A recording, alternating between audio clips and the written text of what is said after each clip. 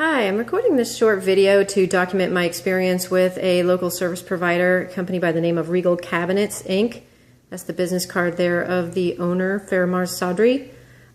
I retained Regal Cabinets for installation of one wall of cabinetry in my kitchen, approximately 10 linear feet, as that was the only portion of my kitchen that had not yet been renovated. So seemed like a relatively small job. What could possibly go wrong? Everything in this particular case. So if this is a company you're considering doing business with, please take all this information to heart. First, I will share with you what I used to have so that you can understand what I'm now dealing with. This is a photograph of what I used to have on that wall. So like I said, this is the wall, the last remaining wall in the kitchen that had not yet been renovated. The other 2/3 had already been renovated a few years prior. What I now have is this. Destruction. It's been this way for 2 months because they abandoned the job. But before they abandoned the job, they did thousands of dollars worth of damage, and when I learned that they also had an unlicensed electrician doing work in my home, I put a stop to all of that as well, and everything spiraled downward from there. So let's take a look at the worst outcome of the whole thing, which happened within the first hour of them being here, which is they broke my granite countertop. Yeah, that's the start of it all, and that happened within the first hour of them being here.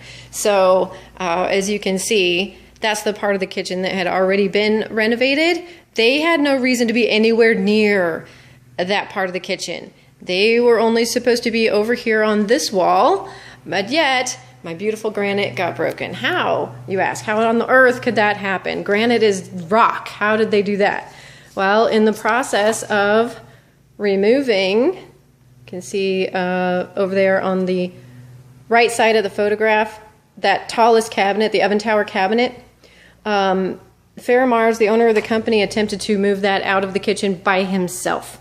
His crew, 4 other guys, were in the garage at the time. I was standing over there in that doorway on the right, watching this all happen and powerless to stop it because he disregarded everything that I asked, including, why don't you wait for your guys to help you with this thing? No, I've done this a million times. It's no problem. So as he was backing that up on the dolly that he did not secure it to, backed up this direction to take it out those glass doors, turned the corner, it fishtailed and went crashing off of the dolly and broke the granite and damaged the wall over here as well.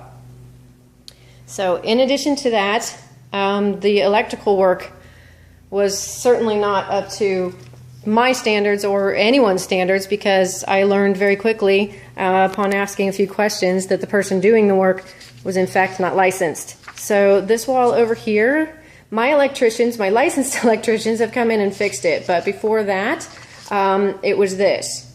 Okay, there were live wires left out, hanging out of the wall at child height.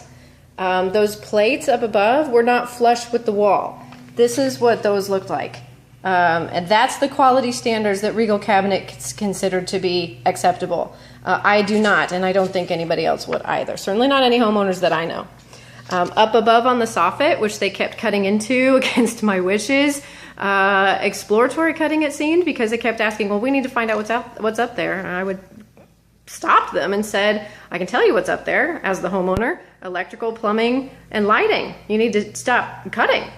So up there on top, they left, again, live loose wires, nothing terminated, nothing properly installed. They just left it like that. So that's something else that my electricians had to come in and fix. The other thing they did from the electrical perspective was in the island, there's an outlet on the back, so they had to install this. This is what my electrician did, proper. Okay, there's the outlet. The conduit from the outlet is secured to the cabinet with a junction box that is also secured. What Regal Cabinets Resource did was this photograph. Okay, the junction box is dangling there by the wire. So the wire was neither encased in conduit nor secured, and the junction box is just loose. They also left the cover off of my breaker box in the garage. But the real gem from the electrical perspective was what they were talking about doing where the microwave needs to go in. I have since had a licensed electrician install a dedicated 110 line for the microwave and also one for the new refrigerator. But what Regal Cabinets wanted to do in order to get an electrical supply to the new microwave, and I'm not kidding, this is what prompted me to ask them questions that led to the revelation that they were using an unlicensed electrician. Faramarz said they were going to, and I quote, jump off of this outlet a line over to where the microwave is going to be and put a dedicated breaker in the back of the cabinet. Have you ever seen a breaker in the back of anybody's cabinet? No, me neither. So that's what prompted me to ask when the inspector was going to arrive, and that's when I learned that the electrician who was here was not licensed. So they were here a total of maybe 5 hours tops. After the granite break, after the revelation they were using an unlicensed electrician, and I said, stop, I will only allow a licensed electrician to do work in my home. They decided, Faramarz in particular decided, that they didn't want to work here anymore, that they were just abandoning the job. An awful lot of other conversation went on, but that was the gist of it. So what the homeowner, was left with, thousands of dollars damage to my property. I had to pay a proper electrician to come in and undo what their unlicensed resource did.